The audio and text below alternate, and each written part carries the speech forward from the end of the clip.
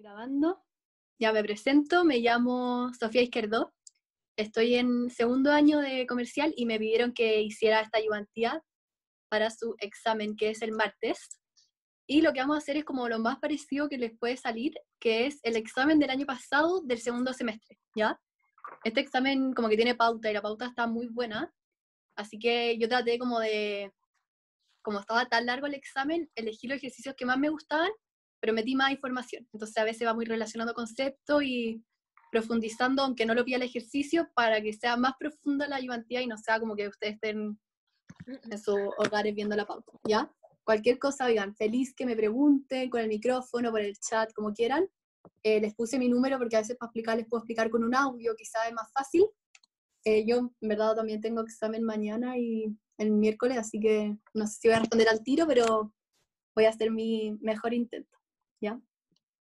Así que vamos a partir con la primera sección, que son los comentes. Acá en verdad muy importante, estudiar la materia, 1000 veces piden graficar, así que vamos a partir. Dice así: da igual si se mide el crecimiento económico como crecimiento del PIB nominal o el PIB real. Lo importante es crecer. Entonces, lo primero que tenemos que saber cuando nos enfrentamos a esto es ¿qué es el PIB? ¿Ya? Y la definición como más formal. Oigan, yo igual voy a hablar harto. Si quieren que vaya escribiendo cosas para que ustedes anoten, me dicen nomás, ya con toda confianza. El PIB es el valor de mercado total de la producción corriente de bienes y servicios finales dentro del territorio nacional. Yo creo que esa definición ya la tienen escrita en su cuaderno. Entonces, el PIB, valor de mercado total de la producción corriente de bienes y servicios finales adentro del territorio nacional durante un cierto periodo de tiempo. Entonces, ¿por qué se dice de bienes finales? Porque para evitar la doble contabilización, en el PIB no salen los bienes intermedios, ¿ya? Entonces, al final, el PIB se puede ir contabilizando de diferentes maneras. Por ejemplo, está la típica ecuación de que el PIB es igual al consumo, más la inversión, más el gasto de gobierno, más la exportación, menos la importación, o también el PIB a veces se calcula como la sumatoria, que es ir sumando todos los valores agregados de la economía, y etcétera. Hay diferentes formas de ir contabilizando. Entonces al final ustedes tienen que saber que el PIB es un flujo, al final es un monto por unidad de tiempo, porque es en un año, ¿ya? Entonces al final tenemos esta diferencia entre el PIB nominal versus el PIB real, que en verdad es típico, siempre lo preguntan. Entonces el PIB real es lo real, es lo que de verdad importa. ¿Y por qué no importa tanto el real? Porque toma en cuenta la inflación. En cambio el PIB nominal no toma en cuenta la inflación. Entonces, por ejemplo, si ustedes ven este gráfico que yo se los puse para ejemplificar, el PIB nominal, que es el azul, es como que España creciera mucho más que si uno se fijara en el PIB real. Entonces, ¿por qué? Porque la inflación suele ser positiva. Entonces, el PIB se van contabilizando los bienes con precio más alto por la inflación, entonces se ve como si el país creciera más, pero si ustedes se fijan en el PIB real, que es sin inflación, es más bajo, ¿ya? Entonces, por eso este comentario sería muy falso. ¿Queda claro?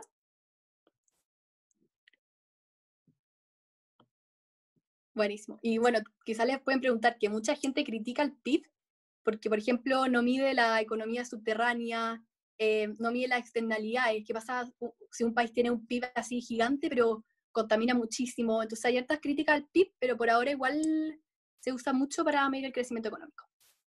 Y acá tenemos el segundo comentario que dice, si la cantidad de dinero, o sea, oferta monetaria, en una economía es 1.000 millones, entonces la cantidad de dinero que emitió el Banco Central fue necesariamente de 1.000 millones. Comente. Ya. Entonces, ustedes se acordarán por clases de que la oferta monetaria es inelástica. O sea, al final, el Banco Central tiene el monopolio de la emisión de dinero. O sea, ustedes no pueden llegar y imprimir dinero en sus casas, no sería válido, sino que es el Banco Central el ente que se encarga de esto, ¿ya? Entonces, al final acá me dicen, si en la economía hay 1.000 millones, ¿es porque el Banco Central emitió esos 1.000 millones? Una muy buena pregunta. Entonces acá, ustedes podemos hacer como relacionarlo con esta ecuación. M es 1 partido en R, ¿ya? El M es el multiplicador de dinero. Multiplicador. Y el R es la tasa de encaje, ¿ya? ¿Qué es la tasa de encaje? Al final, si lo piensan, los bancos reciben mucho dinero de diferentes empresas, personas, y no es que el banco tenga guardado en una caja fuerte toda esa plata. O sea, al final, el banco, llega alguien, le da plata, y el banco con esa plata se la vuelve a prestar a otra persona. O sea, imagínense, una empresa llega y pide un monto muy grande de dinero, no es que el banco lo tenga en una caja fuerte y te lo va a dar todo, no. Porque al final esa plata que la empresa dio al banco, el banco se la prestó a otra persona. No sé si me entienden, ¿ya? Entonces al final, la tasa de encaje es muy importante porque es un porcentaje de los depósitos que los bancos deben guardar, mantener y que no pueden usar para realizar otras transacciones financieras. O sea, al final es un porcentaje que se le obliga a los bancos como a reservar en sus fondos, ¿ya? O sea, no tienen que tener toda la plata que las empresas le van dando, pero tienen que tener un porcentaje. Entonces ese porcentaje va a estar entre 0 y 1. O sea, no va a ser más de 100%. El banco no va a tener más plata de la que verdad tiene en su caja fuerte. No sé cómo decirlo, ¿ya?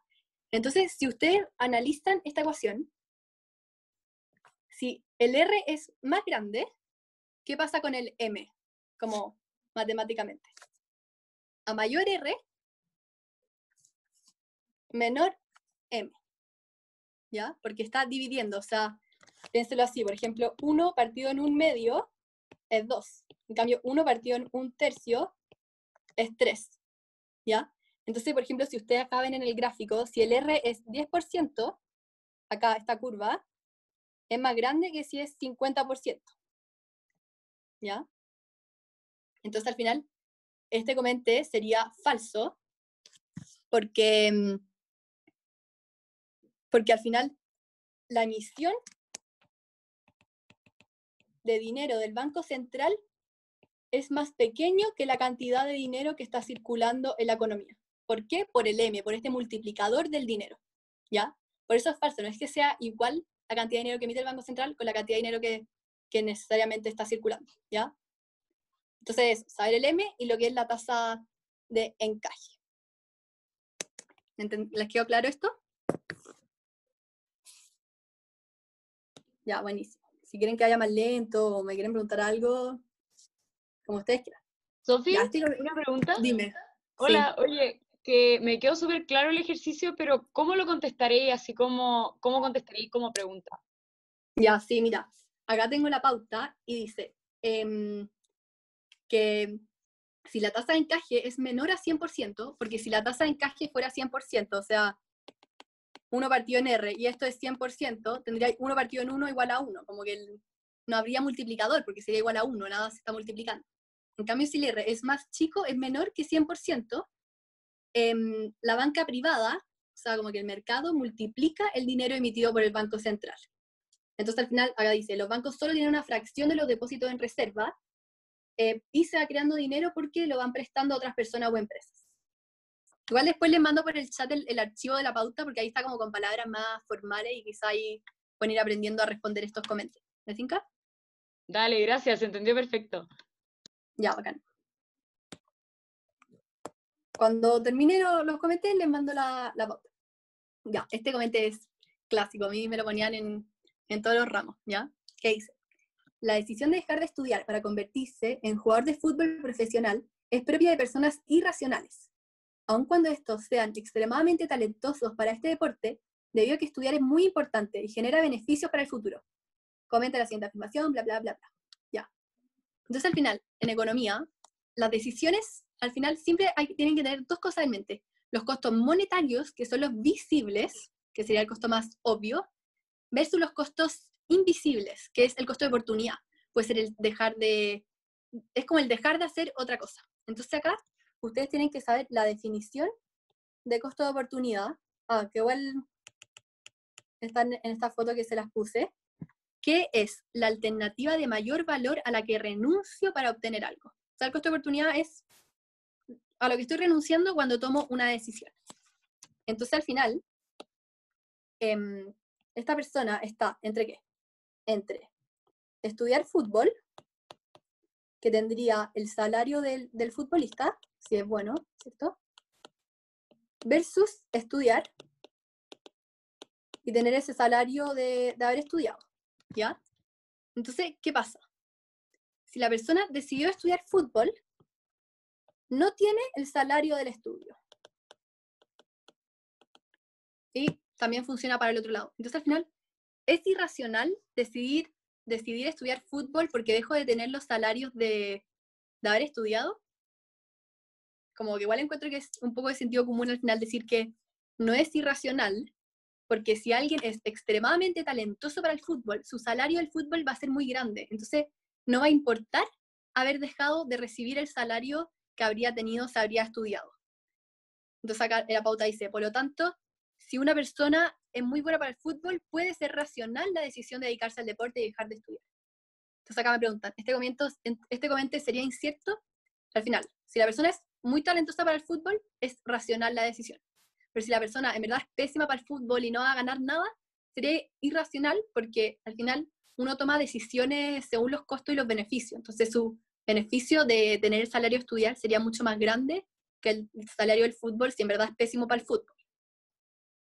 Entonces al final, como que es falso porque no es propia de personas irracionales, porque en algunos casos sí es racional, por ejemplo, alguien que sea muy talentoso para el fútbol. Ya. Acá pasamos al siguiente.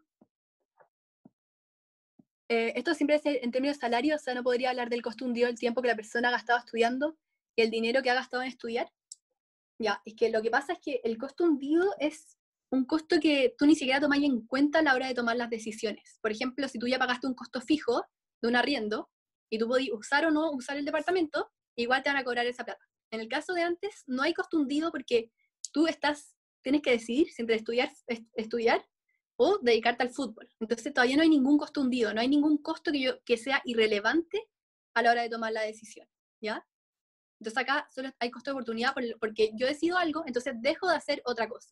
No es que haya un costo hundido, pero después también vamos a hablar de los costos hundidos, así que quizá ahí te quede más claro. De nada. Ya, este comente dice así. Mientras más inelásticas sean las curvas de oferta y demanda, más afectará un impuesto al nivel de eficiencia del mercado. Ya. ¿Qué opinan ustedes de este comentario? ¿Alguien quiere como decir su intuición, lo que piensa? ¿Qué es la elasticidad? ¿F? Hola. Hola. Ya, que según yo, no me acuerdo ¿Ya? mucho, pero entre más elástica al final, ¿Mm? más les va a afectar un cambio. Ya, Entonces, al perfecto. final, mientras más, en este caso son inelásticas, entonces un cambio de precio no va a afectar tanto a la demanda o oferta, dependiendo de dónde está en qué curva estaría. Ya, perfecto. Sí. Entonces, al final, primero, muy importante que, o sea, lo comento a mí, me encanta partir definiendo los conceptos que se trata. Entonces, la elasticidad, la definición como formal, es la medida de sensibilidad de una variable dependiente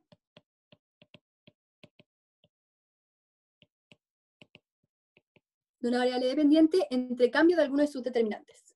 Ya, frente a cambio de sus determinantes. Entonces, le voy a poner dos gráficos. Si tengo algo así, cantidad y precio.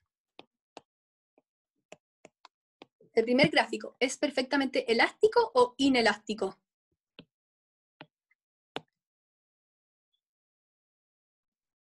Elástico, ¿cierto? O sea, si me cambia un poco el precio, yo al tiro reacciono y no consumo nada. Yo solo consumo para este precio, este es el único precio para el que yo consumo. En cambio acá es inelástico, me da lo mismo el precio, me da lo mismo, yo siempre consumo la misma cantidad, no reacciono nada, ¿ya? Entonces acá, si se fijan, esta parte de acá del gráfico son las que tiene las curvas de oferta y demanda más elásticas, porque si se fijan, las dos tienen el mismo impuesto, y esta reacciona esto de cantidad, mientras que este reacciona todo esto de cantidad. O sea, al final, este reacciona menos. Entonces, si se fijan, si la curva de la esta es la de la oferta, tiene más pendiente es porque es más inelástica, ¿ya? Entonces acá, bueno, son los típicos gráficos que acá, muy importante, siempre pónganle a los ejes qué variable es. Entonces acá se puede ver que la pérdida social, acá en este gráfico acá es mucho menor, porque al final la pérdida social siempre está asociada a cambio de la cantidad, como que hay pérdida social cuando se produce menos cantidad que la sociedad necesita. Entonces acá, como cambia menos la cantidad, hay menos pérdida social, o sea, el área verde va a ser menor, la grabación se sube, lo damos vuelta, hay un link con un drive con toda la ayudantía grabada y todo. Y yo creo que les van a mandar el link al grupo de generación. Entonces al final, si se fijan, el área el área verde del inelástico es mucho más pequeña que el otro gráfico. Entonces, es falso este comentario.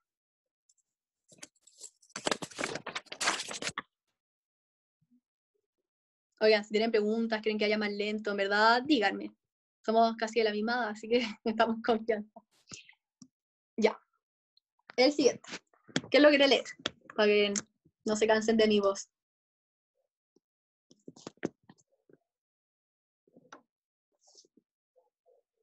Qué tierno. ¿Ya alguien lo quiere leer este comentario? A mí me da lo mismo. Ya, bye. Suponiendo que el mercado del pan está en equilibrio con un precio de 1.000 pesos el kilogramo, sería una buena medida económica fijar un precio máximo de 100 el kilogramo de pan, con el objetivo de mejorar el bienestar económico de la sociedad.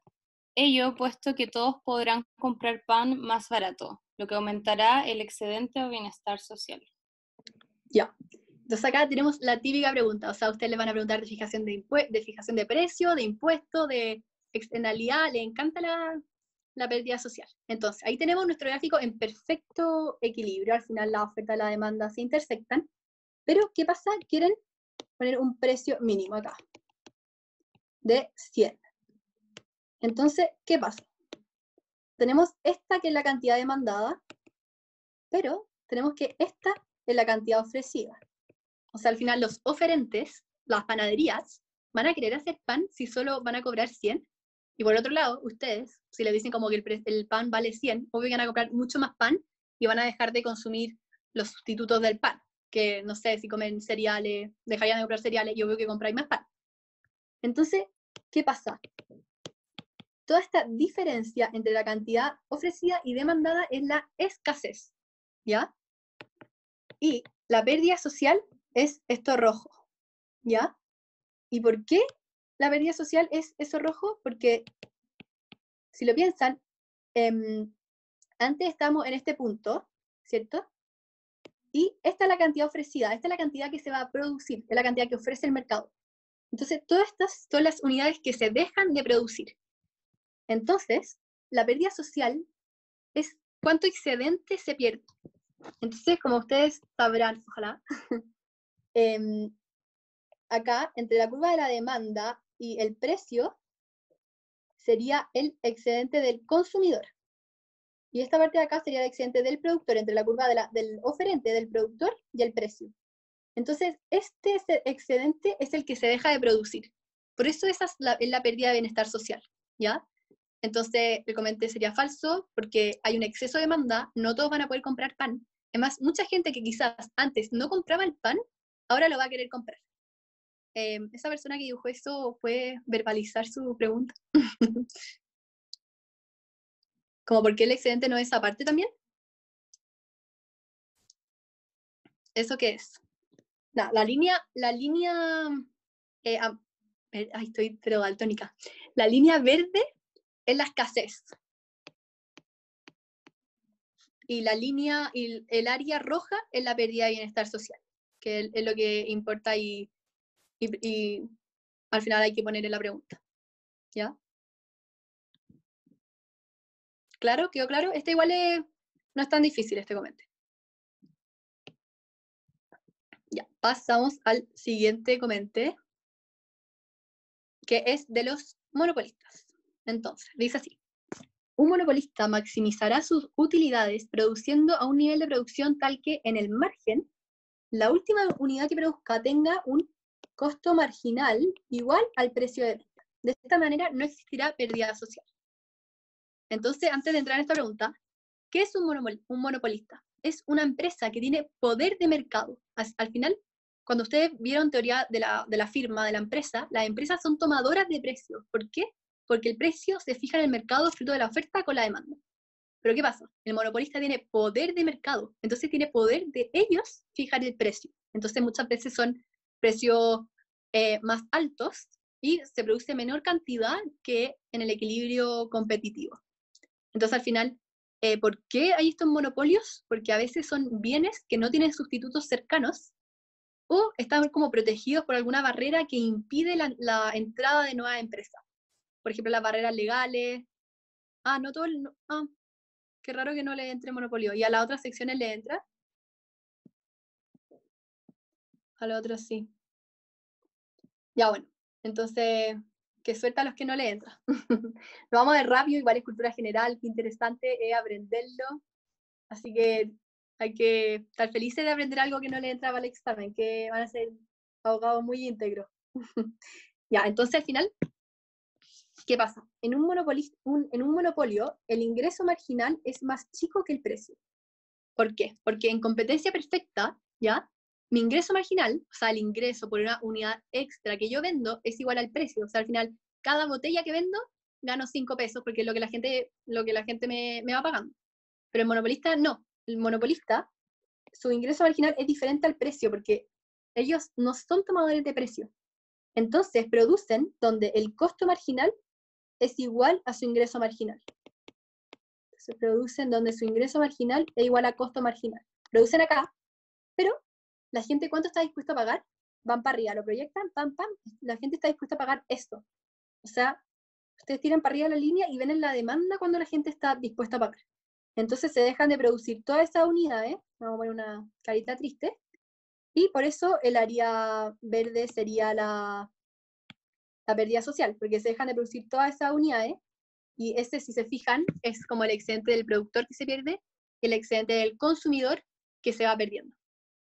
Entonces, el comente sería falso. Ya no entendiste el enunciado. Al final, me preguntan, el monopolista. Esto es lo que me preguntan. El monopolista, ¿hace que el costo marginal sea igual al precio? Y al final, la respuesta es falso. ¿Por qué? Porque hace que el costo marginal sea igual al ingreso marginal. Ahí maximiza sus utilidades. Ahí su ganancia es máxima, ¿ya? Y si lo piensan en competencia perfecta, que a todos le entra competencia perfecta, también se cumple esto, que el costo marginal es igual al ingreso marginal. Solo que en competencia perfecta el ingreso marginal es igual al precio. Entonces en competencia perfecta se dice que el costo marginal es igual al precio. Y en monopolio se dice que el costo marginal es igual al ingreso marginal, pero es diferente al precio. De hecho, se cobra un precio más elevado que lo que a ellos les cuesta producirlo, ¿ya? Y esto es todo porque, ¿se acuerdan? En competencia perfecta, a largo plazo las utilidades de una empresa son cero. O sea, piensen, como cuando ustedes hablan de costo marginal igual a ingreso marginal, es decir, que lo que te llega extra por una unidad es lo mismo que te cuesta hacer una unidad más. Es que la utilidad es cero. ¿Y por qué la utilidad es cero igual lo hacen? Por el costo de oportunidad, por ejemplo, y bueno, por todo el análisis de que la economía está en equilibrio, si se ganara mucho, entrarían otras empresas, al haber más bienes, baja el precio, de nuevo se equilibra, ¿ya? Y lo mismo, si hay ganancias negativas, salen empresas, entonces sube el precio y se equilibra. Y no sé cómo se dice, equilibra. Ya, entonces eso sería este comente. Sería falso, el monopolio no iguala el costo marginal con el precio, sino que iguala el costo marginal con el ingreso marginal, y el ingreso marginal es diferente al precio. Y clave, poner el gráfico, puntitos de más, excelente. Repito que les voy a mandar la pauta, ahí pueden ver las respuestas más formales y todo. Esto es como para que vayamos repasando la materia, entendiendo y todo. Y si a alguien no le llega, me manda un mail o por WhatsApp se la manda. Ya, tenemos el último comente, porque después vienen ejercicios numéricos que yo creo que les encanta a todos y a todas. ¿Qué dice? Suponga que el Banco Central ha decidido modificar la oferta monetaria mediante operaciones de mercado abierto, específicamente a través de la compra de bonos al público. explique y grafique el efecto que tendrá esta política sobre el equilibrio en el mercado monetario y el nivel de precios. Ya, entonces, yo vi en su materia que habían hartas cosas del Banco Central. Al final, ustedes tienen que saber que el Banco Central es un organismo autónomo. ¿Y qué significa que sea autónomo? Que no depende de los ciclos políticos. Al final son economistas los que trabajan e independientes de la política. Lo que ellos hacen es autónomo de como los vaivenes políticos. Y al final, el Banco Central tiene, como dije antes, tiene el monopolio de la emisión del dinero. Y al final, en Chile existe algo como que se intenta lograr la neutralidad monetaria, que es que cuando el Banco Central emite dinero, solo las variables nominales, cuando yo digo variables nominales, se refiere al nivel de precios, ¿ya? Solo las variables nominales se ven afectadas por cambios en la cantidad de dinero. O sea, por ejemplo, si el Banco Central emite mucha plata y todos tienen más plata, cambia el nivel de precio porque los productos van a ser más caros. Pero tu poder adquisitivo, lo que tú puedes comprar, que sería la variable real, cuánto en verdad te sirve, no se vería afectado. Entonces, sabiendo estas cosas del Banco Central, el Banco Central puede modificar la oferta monetaria. Por ejemplo, acá la quiere aumentar. Entonces, si yo quiero aumentar la oferta monetaria, tengo que hacer que haya más dinero circulando en la economía. ¿Y cómo puedo hacer eso? Por ejemplo, con las operaciones de mercado abierto, que es cuando el Banco Central hace inyecciones de liquidez. Eso es como una medida que se ha tomado últimamente. Y al final, ¿cómo hacen eso? Comprando bonos a empresas privadas o a instituciones privadas. Entonces al final ahí como que se inyecta dinero en la economía, pero ¿qué pasa? Al final cambia el nivel de precios. Entonces acá, este es como el gráfico por excelencia, que teníamos esta oferta original, pero me aumenta, porque yo hago operaciones de mercado abierto, inyecto plata a la economía, y me aumenta la oferta monetaria. Entonces, ¿qué pasa? Paso de esta cantidad demandada de dinero a que la gente demanda más dinero. Entonces disminuye el valor del dinero, porque hay más dinero en la economía. Entonces, ¿qué pasa? Como lo real, como que disminuye tu poder adquisitivo porque genera inflación. Sí, al final la inflación igual en los países siempre es como se trata que sea positiva y que sea alrededor de un 3%, entonces no sé cómo cuánto tendría que ser esto en el gráfico para que haya inflación, pero al final acá hay que saber interpretar el gráfico, que disminuye el valor del dinero, ¿ya? Entonces, ese sería este comente, que al final, si el Banco Central compra bonos al público, la oferta monetaria aumenta. Entonces, la oferta monetaria, que es perfectamente inelástica, se desplaza y se aleja del eje Y, ¿cierto? Y el valor del dinero, que es 1 partido en P, disminuye. Entonces, al final, si un incremento en la oferta de dinero hace que el dinero sea más abundante, entonces, como el nivel de precios cambia, cada unidad monetaria es menos valiosa. Esa sería la respuesta final. ¿Les quedó claro?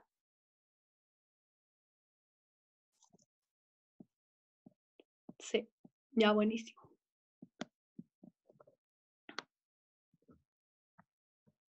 Y acá llegamos a nuestro primer ejercicio numérico. Ojalá que estén emocionadas con ejercicios matemáticos. Me han dicho que los de derecho no les gusta mucho este ramo. Ojalá que a ustedes sí.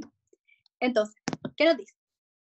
Supongo una economía donde se producen 3 bienes: papa, ropa y cobre. Los precios y cantidades producidas de estos 3 bienes en los últimos años se especifican a continuación. Se notan una tabla muy linda: papa, ropa, cobre, 2017, 2018 y 2019. Entonces, calcula el PIB nominal y el PIB real para esta economía en los años 2017, 2018 y 2019. Utilice como año base el 2017. Entonces, oigan, este ejercicio tienen que aprovecharlo, porque no es difícil y si le ponen uno así, en verdad pónganse felices y van con todo. Entonces, cuando yo calculo el PIB nominal, lo voy a anotar. Ahí, se me pasa eso. El PIB nominal es a precios corrientes. Corrientes, alguien corriente, algo normal. Entonces, a precios, los precios de cada año. Es como sin complicación. Y el PIB real toma en cuenta la inflación. Entonces, como para dejar de lado este efecto, ¿qué pasa? Hace con los precios a precios constantes. Y por eso me dan el año base. Me dicen que el año base es el 2017. Entonces el PIB nominal, que lo voy a ir calculando con estos precios, ¿cierto? En cambio el PIB real, yo tomo año base este año. Entonces voy a tomar en cuenta esos precios, ¿ya? Entonces vamos a hacer una tablita. No, acá era enano. Ya acá. 2017, 18, 2019, PIB nominal y PIB real. Ya, entonces el PIB, como hablamos antes, es todo lo que se produce en la economía. Bueno, esto es como una definición muy simple, pero al final acá es ir multiplicando precio por cantidad y listo. Entonces voy al 2017 y veo, ya, de papas, ¿qué valor se hizo de papas? 100 por 2000, más la ropa, 30 por 3000, más el cobre, 500 por 6000. Entonces eso, que ahora no se lo voy a calcular, o sea, en la pauta están todos los números, así se calcularía el PIB nominal. Y como el 2017 el año base, le vamos a poner uno chuki chuki, como es el año base, el PIB nominal sería igual al PIB real, porque voy a usar los mismos precios, ¿entiendes? Entonces, así es como se calcula el PIB nominal. O sea, el PIB nominal, los precios de ese año por la cantidad de ese año, el PIB real, los precios del año base por la cantidad de ese año. Después vamos al 2018 y vemos el PIB nominal. Entonces con los precios del 2018, o sea, 130 por 2100, más 20 por 3000, más 500 por 6200. Perfecto. Ahí estaría nuestro PIB nominal. El PIB real con los colores que yo puse en rojo. O sea, las papas cuestan 100. ¿Y cuánto se produció en 2018? 2100. Más 30, que es lo que cuesta la ropa, por la ropa que se produjo ese año, más lo que cuesta el cobre por lo que se produjo de cobre ese año. ¿Ya? Y después ya el 2019 lo voy a hacer más rápido porque yo creo que ya entendieron. El precio de ese año, por la cantidad de ese año, el precio de ese año, por la cantidad de ese año, el precio de ese año, por la cantidad de ese año, y acá va, con los precios del 2017. 18 por 3000. Ya. Ahí estaría nuestra super tabla con PIBs nominales y reales. 6, la A ya tienen todo el puntaje, 4,5 puntos, increíble. ¿Lo entendieron eso? Sí, ya, buenísimo. Entonces ahora vamos a la B, que me dice, calcule la tasa de crecimiento de esta economía. Ah, va, tenéis toda la razón. Es 500. Ahí. Y se llama dislexia. Ya, ahí está. Ya, vamos a la B. Que entonces nos piden que calcular la tasa de crecimiento económico entre 2017 y 2018 y entre 2018 y 2019. Entonces ustedes tienen una super fórmula para calcular el crecimiento económico, que para este caso sería el año menos el año anterior partido en el año anterior. ¿Ya?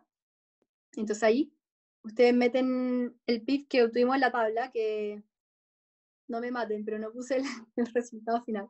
Igual es solo multiplicar y lo pueden hacer con calculadora, supongo. Entonces el PIB del 2018, ojo, tasa de crecimiento económico, vamos a usar el PIB real, ¿ya? No el nominal, el real es el que nos importa. Entonces, esto era lo que me dio en el 2018, esto era lo que me dio el 2017, y esto le va a dar 3,3%. O sea, si se fijan, esperen.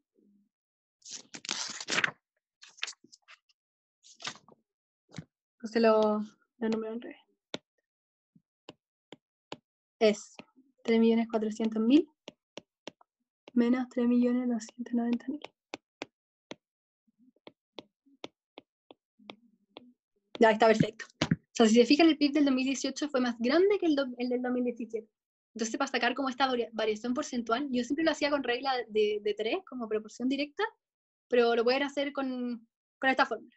Y entonces para este año sería lo mismo, el PIB del 2019 menos el 2018, partido del 2018, y les va a quedar menos 2,6%. En verdad es meter el PIB que nos dio la tabla y listo. Como que no se preocupen si ahora no les pongo todos los números, le voy a mandar la pauta y lo revisan bien. Después tengo la C. La C me dice, calcule el deflactor del PIB para cada uno de estos años. Muestre sus cálculos. Entonces, al final, el deflactor del PIB nos sirve para detectar la inflación que hay en esta economía. Y el deflactor, vamos a poner, se calcula así. PIB nominal partido en el PIB real por 100. ¿Ya? Esa es como la... Esto se lo tienen que saber así, lo más profundo de su alma. ¿Ya? Entonces, mientras se aprende la fórmula, voy a borrar la tabla. Entonces, me dicen, calcule el deflactor del PIB para cada uno de estos años, ¿ya? Entonces, ustedes, por ejemplo, van para el 2017, y el 2017 es el año base. Entonces, ustedes saben que el PIB nominal partido en el PIB real por 100, como el PIB nominal es igual al PIB real, se simplifican, les queda que es 100. Obvio, como que el año que estáis usando de base hay 100, es como que no tiene sentido, ¿ya? Pero si van al 2018, cuando hagan bien las cosas matemáticas, les va a quedar que el PIB nominal tiene el PIB real. Esto es igual a, me faltó el por cien, es igual a 101. Entonces sería el deflactor del PIB. El 2019 es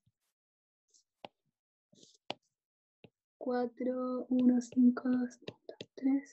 Cada mi letra está más fea.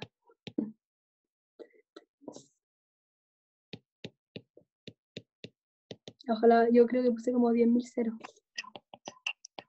Ahí. Y ahí les va a quedar 125. Entonces, les dan un punto por cada deflactor.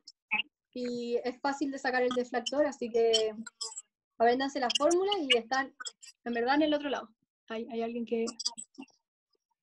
¿Tenía una pregunta? Gracias. Entonces, ¿entendieron cómo sacar el deflactor? ¿Cierto? PIB nominal partido en el PIB real por 100, listo. Perfecto. Disculpa, es que... Dime. Eso, ya, el nominal partido en el real es de cada año, ¿no? Se ocupa en año base. Es de cada año. Ya. Exacto. De cada, como el 2017 no hay deflactor del PIB porque es el año base que estáis usando. Pero para cada año, su PIB nominal dividido en su PIB real. Porque queréis detectar en ese año cuánta inflación hay. Entonces eso es lo que tiene como más lógica, ¿cachai? Vale, gracias. De nada. Después la D nos dicen, calcule el cambio de precios e inflación entre el año 2017 y 2018, el 2018 y el 2019, en base al deflactor del PIB, muestre sus cálculos. Ya, entonces al final, para calcular la inflación se usan diferentes métodos. Yo tengo entendido que ustedes vieron el IPC, por ejemplo. ¿Vieron el IPC o no? Ya, el IPC, como breve repaso para que se acuerden, índice de precio al consumidor, se usa como una canasta de familias, que son aproximadamente 303 bienes. Este es como un dato free que pueden poner para que se vean que saben más. ¿En base a qué? A las encuestas de presupuesto a los hogares y qué es lo que mide el costo de vida, ¿ya? Acá no nos están preguntando que detectemos la inflación con el IPC, pero sí nos piden con el deflactor del PIB. Entonces al final, si usamos como, ¿se acuerdan para el crecimiento económico que hacíamos? 2018 menos 2017 partido en 2017 es como el crecimiento económico. Acá lo mismo, o sea, el deflactor de T más 1 menos el deflactor del año anterior partido en el deflactor del año anterior, eso sería la inflación. Todos estos cambios los pueden hacer como con regla de 3, estas cosas, como que a veces ponen estas fórmulas para simplificar.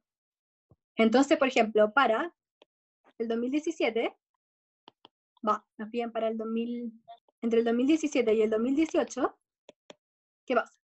Yo pesco el deflactor del PIB del 2018, que era 101, lo resto con el deflactor del PIB del 2017, que es 100, y lo divido en 100, ¿ya? Y eso si se fijan, les queda 1. Entonces, ¿qué nos falta en nuestra fórmula? Por 100, para que nos quede 1%, ¿ya? Después, del 2018 al 2019, pesco el deflactor del PIB del 2019, que es 125, lo resto con el del 2018 y lo divido en el del 2018. Entonces esto nos queda, y por, siempre se me olvida el por 100, pero no importa, porque igual cuando les da el resultado, van a cachar que tienen que ponerle un porcentaje, si no les quedaría 0,24. Entonces ahí, 24%. Esa sería la inflación del 2019. Entonces ahí sería toda la pregunta, ¿verdad? Aprovechen de aprenderse la fórmula del deflactor, de la inflación, de cómo sacar el PIB nominal y el PIB real, y ya tienen todo este tema como más asegurado. ¿Les quedan dudas? Y acá, por ejemplo, como dato freak, que había, o sea, en otra pregunta que vi en un examen salía, por ejemplo, si aumenta el precio de un smartphone, de un celular inteligente, si cambia el IPC, porque en la canasta del IPC sí están los celulares, pero por ejemplo no cambia el PIB, porque el PIB son bienes producidos en territorio nacional y si sube el precio del smartphone que se produce en China, al PIB de Chile no le influye. Así que ojalá que eso le haga sentido. Ya, entonces vamos a nuestro segundo ejercicio numérico. Ya hicimos comente, ya hicimos el primer ejercicio numérico, y ahora vamos al segundo ejercicio numérico, y son las 5:45, así que encuentro que estamos bien de tiempo. Nos dice, usted sabe lo siguiente acerca del mercado chileno de la celulosa. Ya nos dan la demanda y nos dan la oferta. Donde Q es el número de toneladas, PD es la valoración marginal privada y PS es el costo marginal privado. Al final, el PD es la valoración marginal privada porque es el precio que la demanda está dispuesta a pagar. Y PS es el costo marginal privado. Siempre que nos habla de costo marginal, como que el costo marginal se relaciona con la oferta, porque la oferta, el oferente, está dispuesto a vender según su costo de producción. Entonces, muchas veces el costo marginal es como por el lado de la oferta. Entonces, nos pregunta, el gobierno de Chile enfrenta una crisis social, debido, entre otras cosas, al alto costo de vida. Frente a la urgencia de financiar programas sociales, el gobierno decide gravar la producción de celulosa con un impuesto de 1.000 por tonelada producida. Calcule y grafique el equilibrio con y sin impuesto. Eso es muy importante porque con y sin impuesto es para ver la pérdida social y cuánto nos cambia la situación, indicando la pérdida social y la recaudación fiscal que genera el impuesto. Ya. Entonces, cuando nos hablan de impuesto, lo que ustedes tienen que saber, entonces vamos a ir a la pantalla. Sin impuestos, que es más fácil, y con impuestos. Sin impuestos, ustedes al final tienen que igualar la demanda con la oferta, o sea, es como tener esto y calcular la intersección. Entonces, sin impuestos tenemos, ojo, yo cuando igualo, miren acá, los precios está precio igual a algo, ¿ya? Entonces cuando igualo, yo estoy igualando precio, en este caso. ¿Por qué? Porque el precio es el mismo en equilibrio. Por eso yo puedo llegar a igualar precios, ¿ya? Entonces acá pasamos esto para el otro lado, lo paso sumando. Acá tacho ceros, 2, 2, 2, 2, me queda que la cantidad es igual a 25. Y después, esta cantidad de 25 yo llego y la meto ya. Esta ecuación se ve más fácil, la puedo meter en cualquiera de las dos y me da lo mismo. De hecho, pueden comprobar así. La meto en la oferta para sacar el precio. Se me queda 100 por 25, que es 2.500. Entonces ahí tendríamos nuestro mundo sin impuestos. ¿Qué pasa ahora en nuestro mundo con impuestos? ¿Ya?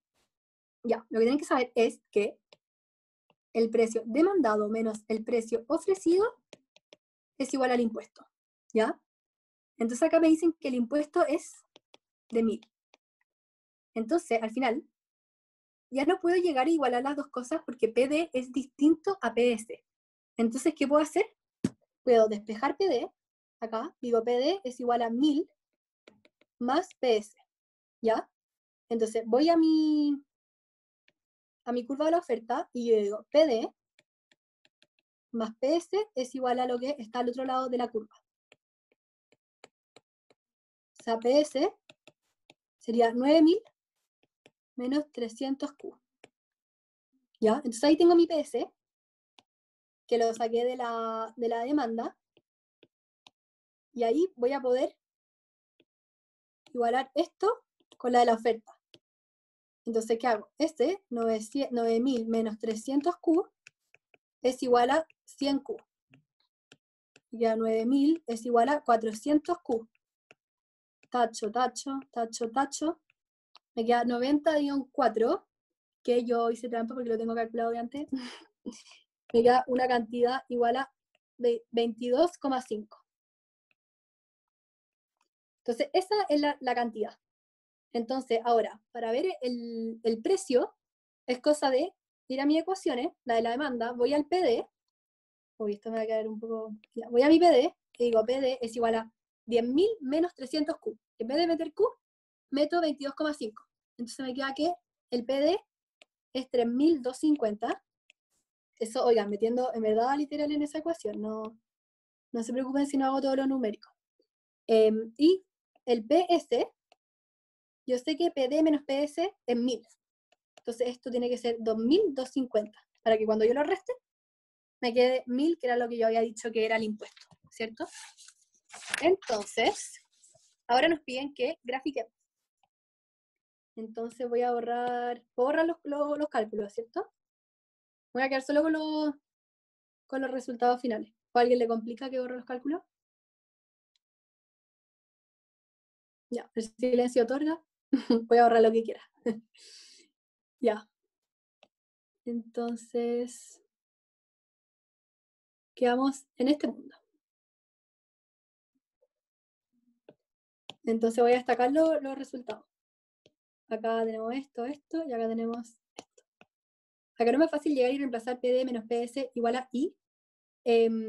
¿Acá dónde? ¿Y te referís por el impuesto? Ah, sí, impuesto. Qué tonta. En lo que habíais dicho. En lo de para sacar PD y PS. Sí, en verdad, como que igual hay hartas formas, en verdad. Como ustedes prefieran. La cosa es que cuando sacan la cantidad no tiene ninguna relación con el PD menos PS igual al tax, igual al impuesto. Entonces la cantidad la meten en alguna de estas fórmulas de acá, y ahí tienen algunos de los precios, y hay una de hecho los precios. Ay, no, ya, después sí que me mandan un WhatsApp y lo volvemos a hacer, en verdad, no era mi intención enredar a nadie. La cosa es que hoy, ya, la cantidad, ¿cachaste cómo la sacamos, no? Cuando tenemos la cantidad, la metemos en alguna de estas dos fórmulas y ahí tenemos alguno de los dos precios. Y una vez tenía uno de los dos precios, como el precio es PD menos PS igual a 1000, ahí puedes tener el otro precio, ¿cachai? Así que hacemos el gráfico. Uy. Ahí. Hacemos el gráfico entonces ya. Nuestras líneas, ojo, ponemos un significado a los ejes. Puede el gráfico malo, pero ojalá le den punto por los ejes. Entonces, con equilibrio en un mundo sin impuestos, acá, este sería el mundo sin impuestos, tendríamos cantidad 25 y precio 2500. Y cuando llega el impuesto, ¿qué pasa? La cantidad baja acá a 22,5. Tenemos un impuesto de todo esto, ¿ya? Entonces al final, el precio, acá en la demanda es 3250, y acá el precio en la oferta es 2250. Entonces, si se fijan, todo esto es el impuesto, ¿ya? Entonces, de nuevo, para calcular la pérdida social, lo que me importa es todas las unidades que se dejan de producir. Entonces se deja de producir todas estas unidades, ¿ya? Entonces, ¿cuál es mi pérdida social? Acá, ¿ya? Entonces, la pérdida social es, la voy a anotar para cómo se calcula. La pérdida social es igual a 25 menos 22,5 por 1000, que es lo del impuesto, dividido en 2.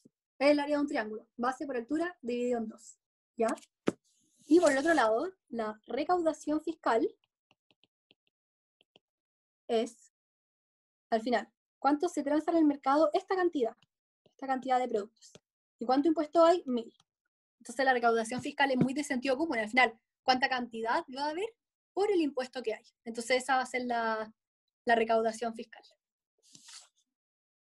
Ese sería el A de este ejercicio. Entonces, eso, aprenderse lo del impuesto, muy importante que surge la nueva fórmula PD menos PS igual al impuesto, saber sacar la recaudación fiscal y la pérdida social.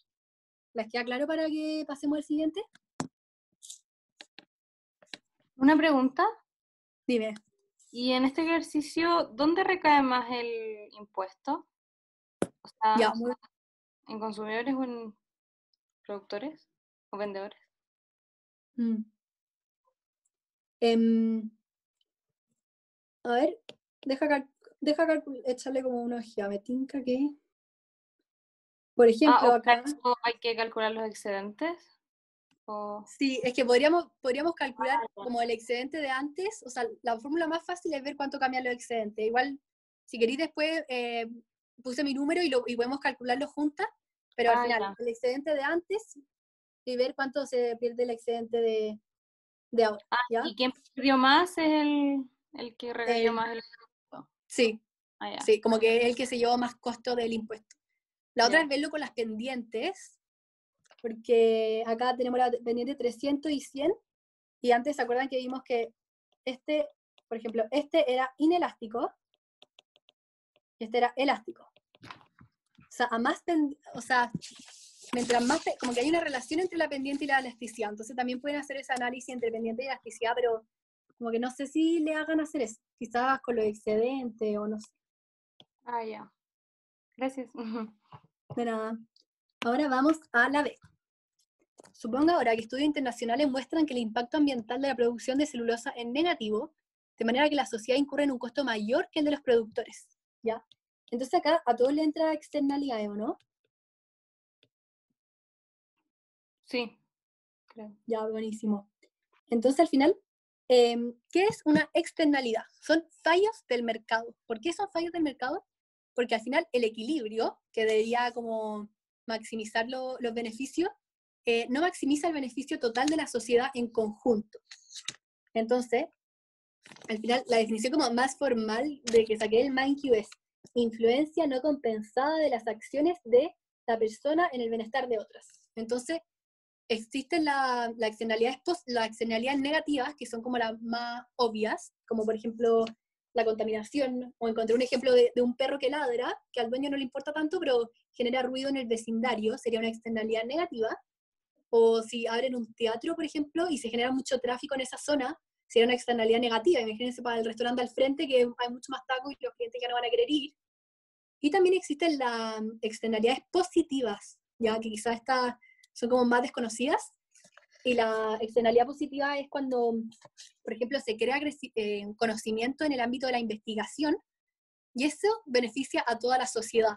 Entonces, al final, por eso surge todo lo de las patentes, que es para que el que lo descubre tenga como uso exclusivo y gane dinero por su descubrimiento.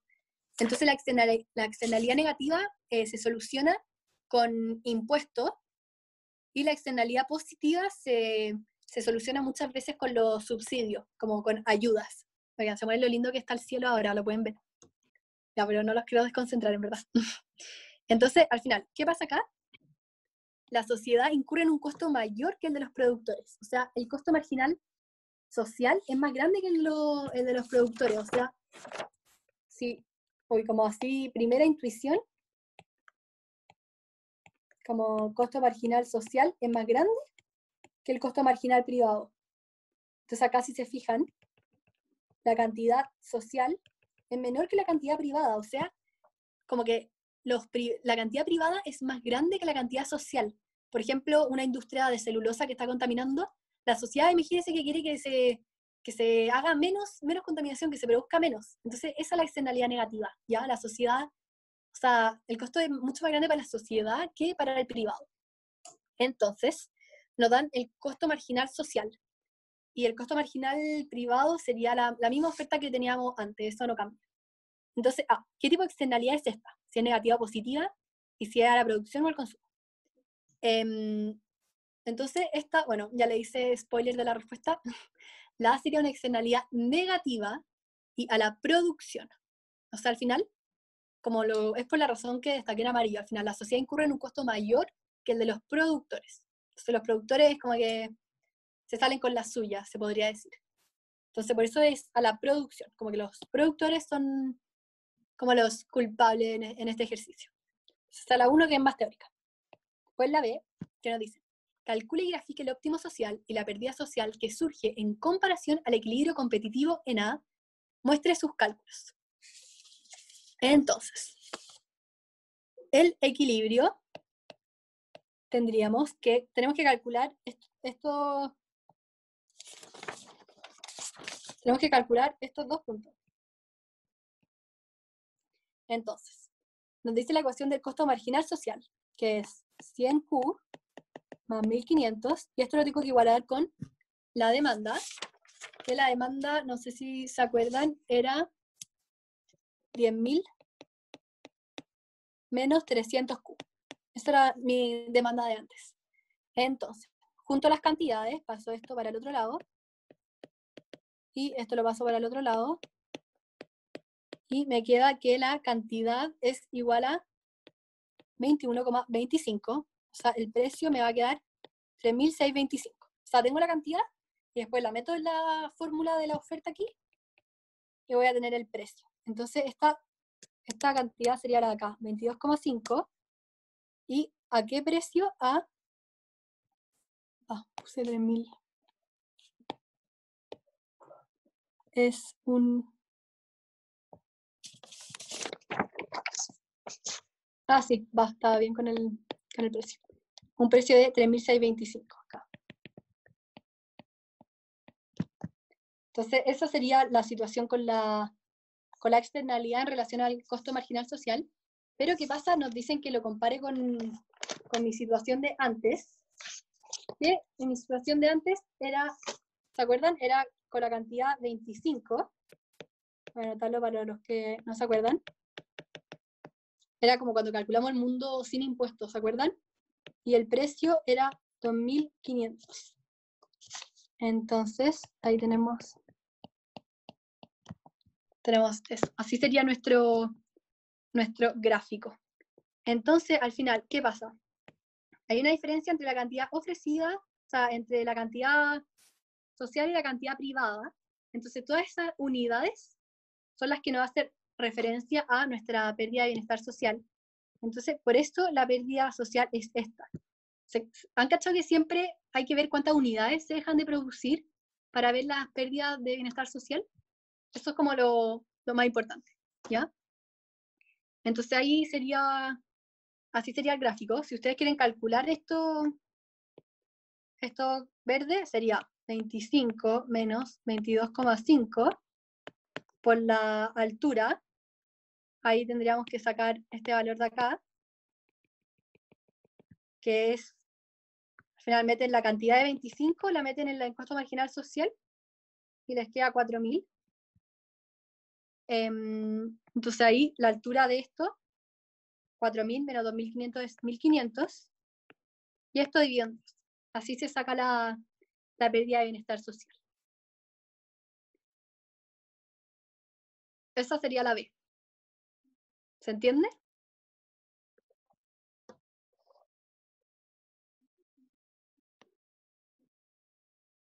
¿Lo entendieron los que siguen aquí?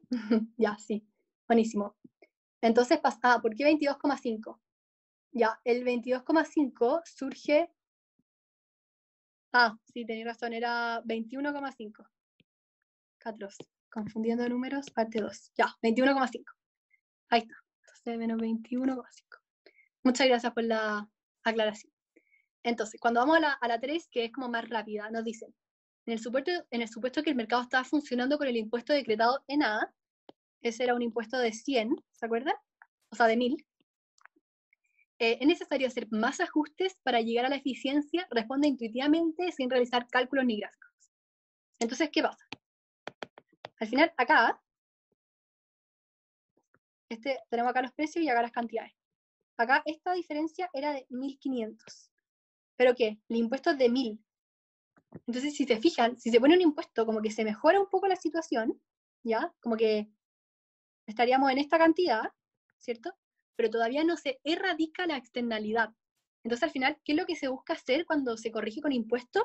Es que el agente internalice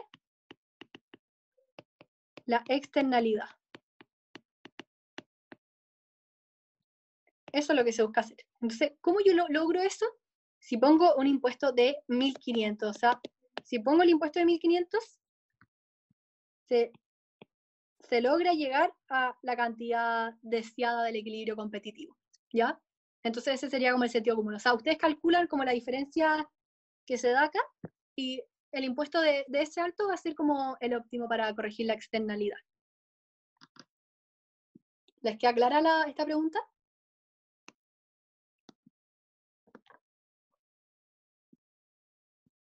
Sí, ya, buenísimo. Entonces, seguimos con lo siguiente.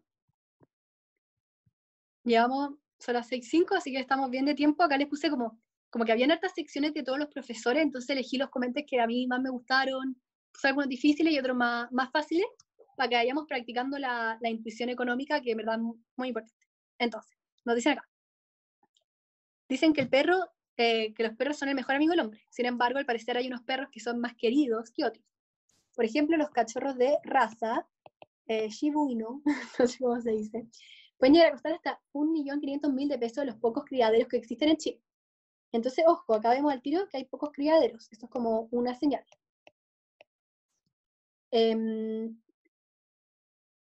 Por el contrario, los perros quiltros son gratis, utilizando un instrumento de oferta y demanda. Expliqué por qué es posible que ocurra este fenómeno. O sea, por qué hay perros supuestamente gratis, mientras que hay otros que valen 1,5 millones.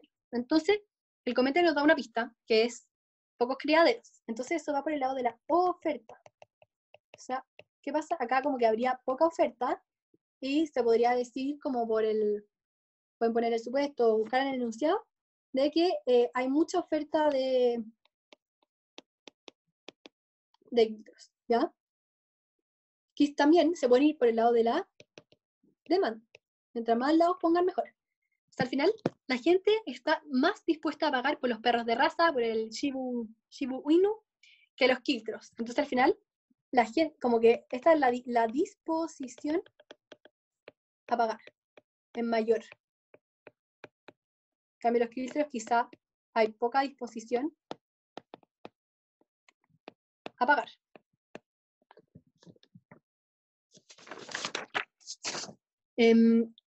Y por último, muy importante, es que nombren la palabra escasez. No sé si quizá lo vieron como en la primera clase de economía, que ¿por qué surge la economía? Por el problema de la escasez. O sea, al final, los recursos son limitados, el tiempo es ilimitado, y ¿qué pasa? El hombre quiere a veces cosas ilimitadas, como que uno quiere todo. Entonces, al final, la economía muchas veces resuelve estos problemas, cómo asignar los recursos eficientemente. ¿Por qué? Porque hay escasez de tiempo, de dinero, de productos, de recursos naturales, ¿ya? Entonces, este problema surge por el concepto de la escasez. Y acá, como que también pueden hablar de, por ejemplo, por qué los diamantes son más caros que el agua, siendo que el agua es algo de vital necesidad, demasiada importancia, mientras que un diamante no es nada importante en una vida, como la paradoja del valor. O sea, ¿y por qué los diamantes son mucho más caros que el agua? Por la escasez. Los diamantes son muy escasos. Entonces, pueden ponerlo de ejemplo, no sé, como que. Y la B. Imagina que se firma un convenio de importación de perros con Argentina, país en el que abundan los criaderos de Shiba Inu. ¿Qué espera que ocurra en el precio de los cachorros en Chile? Grafique. ¿Qué pasa? O sea, yo tengo mi mercado de los. Vamos a ponerle título. Mercado de los perros de raza. Tengo mi oferta, mi demanda. Se les confunde las curvas a veces, como que no cachan cuál es cuál, o ya tienen más claro que oferta, demanda y todo eso. No, ojalá que tengan claro cuál curva es cuál. Ya, buenísimo. Entonces, ¿qué pasa? Firman un convenio con Argentina donde hay muchos de estos perros. Entonces, ¿qué pasa con la oferta? La oferta aumenta. Entonces, pum, vamos a poner que aumenta. Y cuando aumentan, miren, ustedes pueden poner el gráfico acá. Este sería el precio original, el precio 0. Esta sería la cantidad 0. Y acá tenemos una cantidad 1 y un precio 1. Entonces, ¿qué pasa con el precio? Disminuye. ¿Qué pasa con la cantidad? Aumenta. Entonces, importante saber como los determinantes de cada curva, ¿ya? Entonces, al final, ¿qué pasa acá? La oferta aumenta, ¿ya? Igual es como más obvio porque hacen un convenio con Argentina, o sea, aumenta el número de oferentes. Entonces, por esto con el gráfico se explica por sí solo, obvio que ustedes lo explican bien y todo, por qué el precio de los Shiba Inu van a disminuir con el convenio en Argentina. ¿Les queda claro este comentario, no?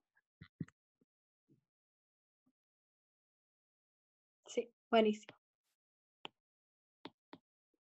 Entonces, pasamos al siguiente.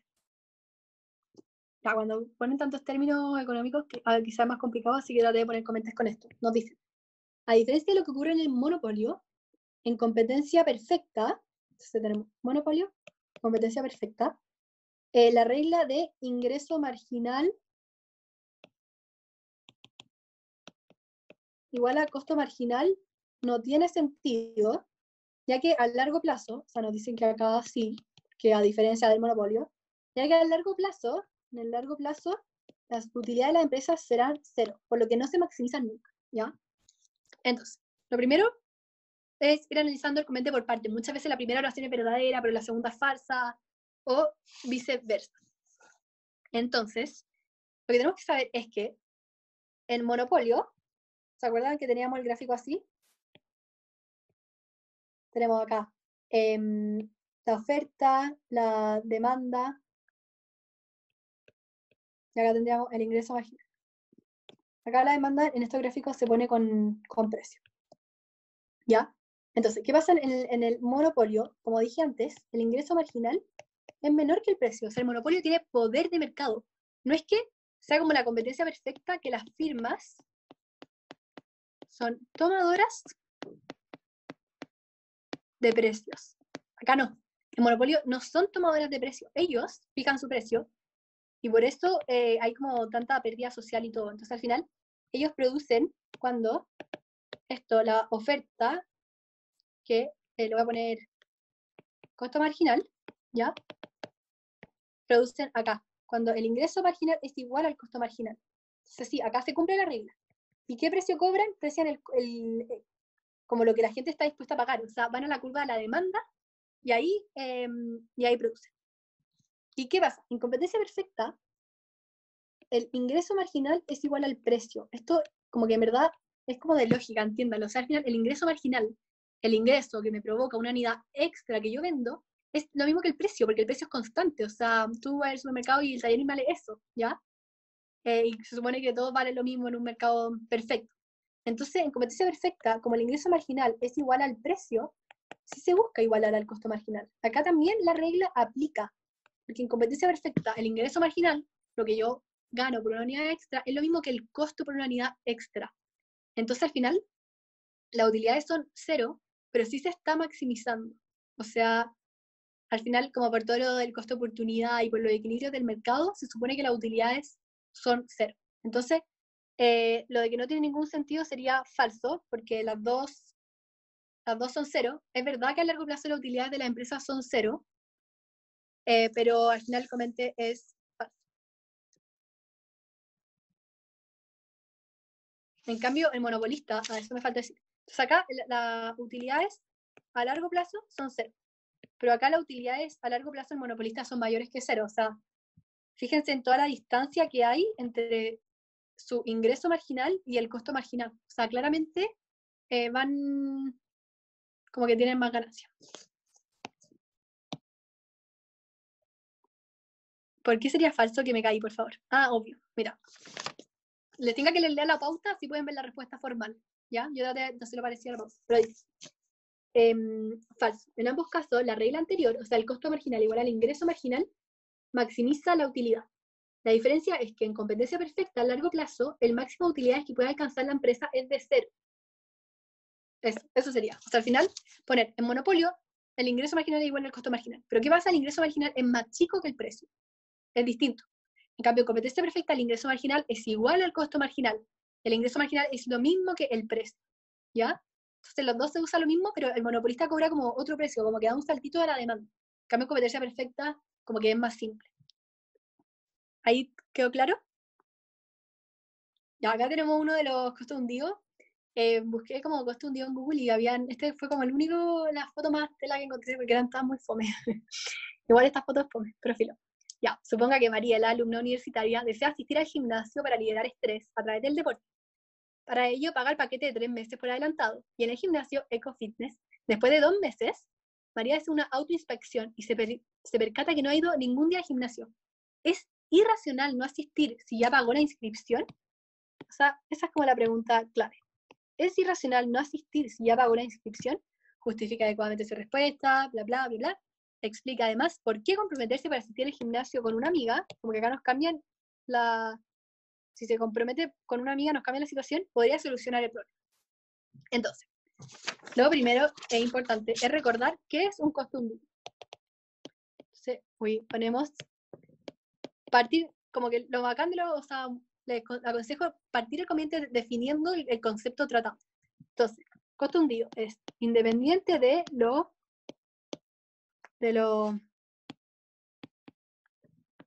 independiente de la decisión que tome,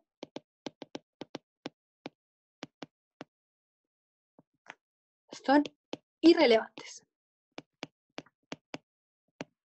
Por ejemplo, las entradas del cine. O sea, como que si a uno le es muy raro, como ¿por qué si va al gimnasio ya pagó la cuota por 3 meses adelantado? ¿Es irracional o es racional que deje ir al gimnasio? Al final es perfectamente racional, porque independiente de su conducta, no va a poder recuperar la plata del gimnasio. O sea, no porque no vaya, le van a devolver la plata. Entonces, por eso, el comente es falso, como que sí es racional, porque independiente de la decisión que tome, no va a recuperar la plata. Entonces, ese monto no tiene que estar a la hora de tomar su decisión. Pero, ¿qué pasa?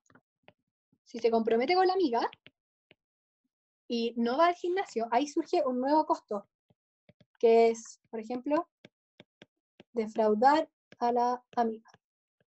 Entonces, ese compromiso puede ser positivo para que Mariela vaya al gimnasio. Entonces, ese sería el comentario. O sea, no es irracional. ¿Por qué? Porque el pagar por adelantado es un costo hundido, pero cuando se coordina con su amiga, hay un costo asociado si uno deja plantada a la amiga o al amigo. Entonces, al final, ese costo sí depende de la acción tomada. O sea, si yo voy al gimnasio, mi amiga va a estar feliz, pero si no voy al gimnasio, mi amiga se va a poner triste o se va a enojar. O sea, ahí sí influiría mi decisión en evitar o tener ese costo de la amiga. Entonces, diferenciar el costo hundido. El tercer mes, que aún así cumple igual, cuenta como costo hundido. Sí, por eso, porque al final son 3 meses. ¿Y qué pasa si estoy acá y digo, voy o no voy este mes? Ese es un costo hundido, ya pagó la entrada al cine. O sea, como en términos económicos, da lo mismo si va o no va. Es lo mismo que si tú, por ejemplo, decís, ya voy a vivir sola y pagáis el arriendo del departamento, te podés ir a vivir al departamento porque ya lo pagaste por adelantado. O sea, cuando te lo entreguen. Pero si vaya o no vaya, ya pagaste esa plata. O sea, si te arrepentís y no te vayas a vivir para allá, como que da lo mismo, ¿entiendes? Esos son los costos hundidos. O la entrada al cine, la pagáis por adelantado y si no vais, económicamente, da lo mismo si vais o no vais, ¿ya? Eso. Entonces, ese es el costo hundido. Como o sea, independiente de la decisión que tome, da lo mismo estos costos. No se van a recuperar, ya no importan. Son como los costos fijos que se evitan. Ya. Entonces ya vamos en lo último, para que yo creo que ya están más cansados y cansadas. Nos dice, imagine que usted es asesor del Banco Central de Chile y en la última reunión de política monetaria viene observando que la expectativa de inflación se proyecta en 0,5 y 1%, producto de una demanda bastante débil. Explique cuál es el mecanismo completo que usa actualmente el Banco Central para modificar la oferta monetaria de la economía. Esto igual ya lo hemos hablado un poco, así que lo vamos a hacer rápido. Y así anclar la inflación a su rango meta, 3%.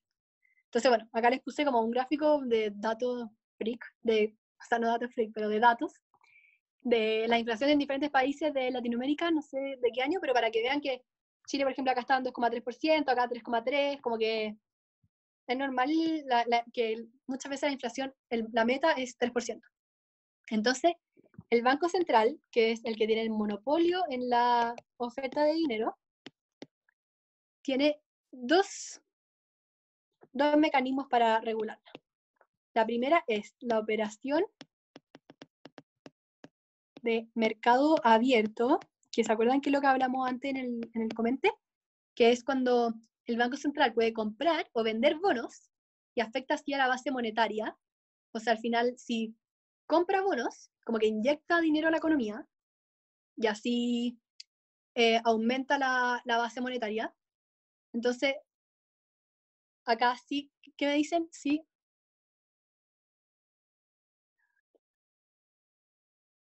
Si yo quiero subir la inflación, ¿qué pasa? Yo creo que haya más dinero circulando, ¿cierto? Entonces, ¿qué pasa? El Banco Central como que compra bonos, o sea, hace esta operación de mercado abierto comprando bonos, ¿ya? Y después, el segundo mecanismo que tiene el Banco Central es la fijación de la tasa de encaje. Entonces, tenemos que el multiplicador del dinero era 1 partido en la tasa de encaje. Entonces, si yo bajo la tasa de encaje, ¿qué pasa? Si bajo, va a subir la cantidad de dinero, porque se multiplica. ¿Ya? ¿Eso lo entienden? Si yo bajo el R, me va a aumentar la cantidad de dinero. Ya, perfecto.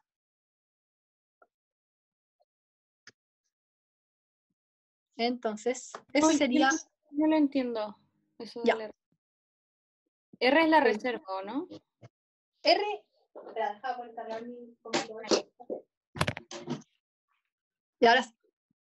El R es la tasa de encaje, ¿ya? Es como un porcentaje que le exige el Banco Central a los bancos para que tengan un porcentaje de los depósitos monetariamente y no estén en otras transacciones, ¿cachai? Al final es una tasa que se le exige, a los bancos que tengan como guardado, no que toda la plata que le dan, ellos lo gasten, ¿ya? Entonces al final, si sube el R, mira, te voy a mostrar acá.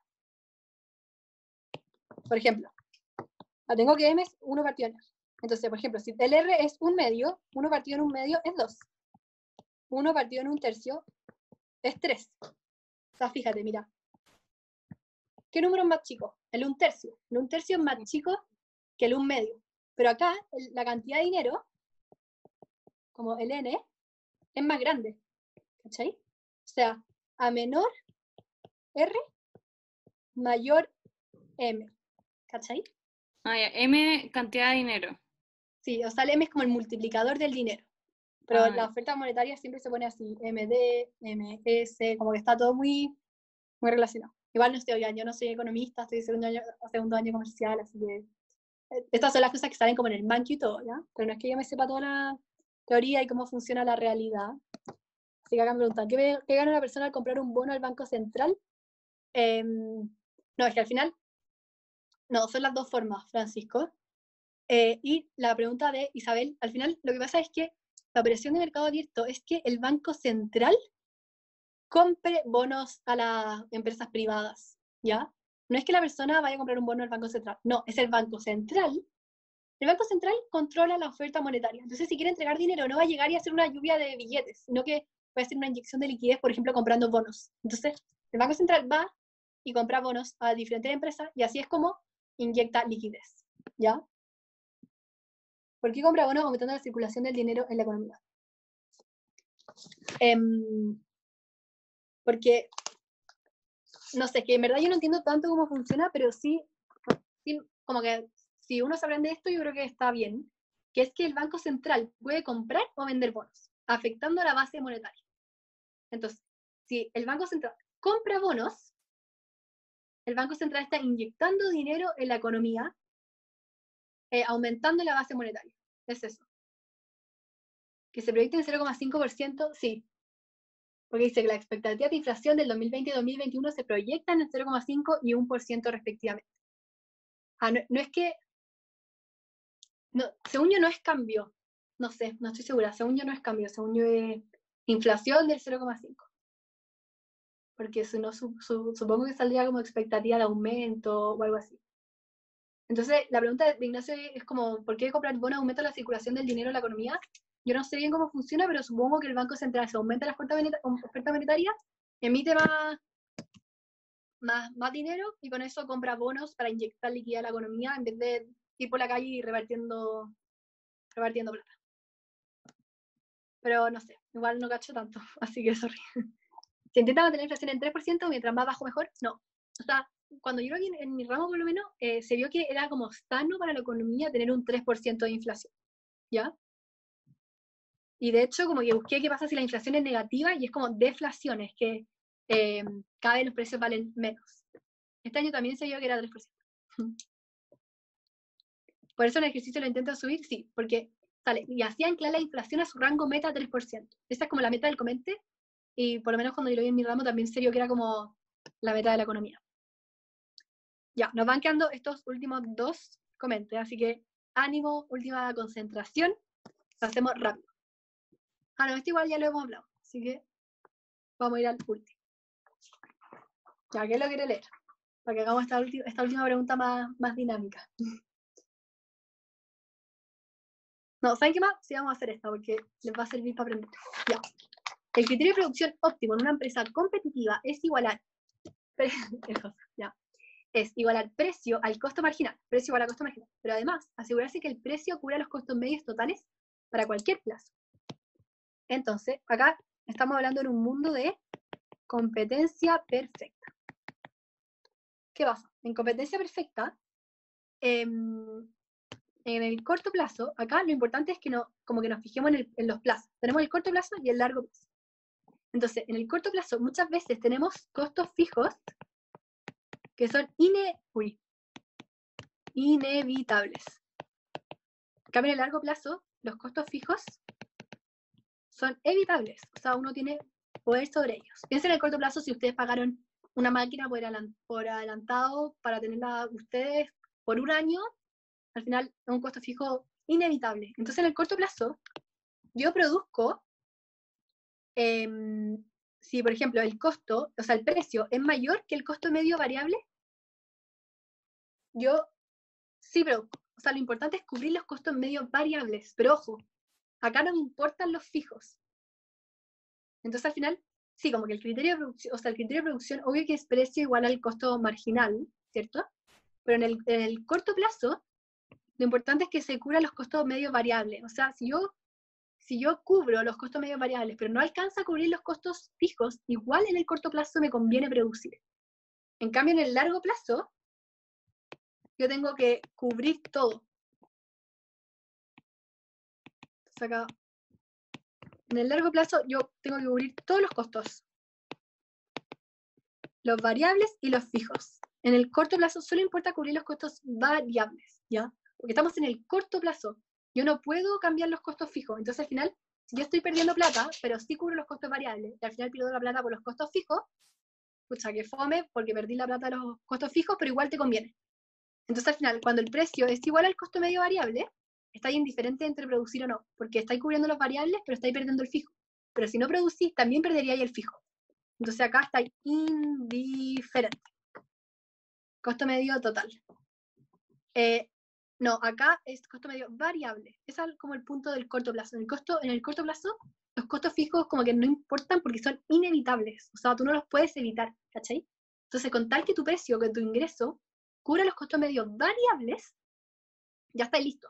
Como que ahí estaría indiferente, porque igual estáis perdiendo los fijos, pero si no producís, también perdís los costos fijos, porque son inevitables. En cambio, en largo plazo, es muy importante cubrir todos los costos. ¿Ya? Entonces, por eso el ejercicio... ya. Ya, en verdad el último comentario igual es fácil, así que les voy a mandar la pauta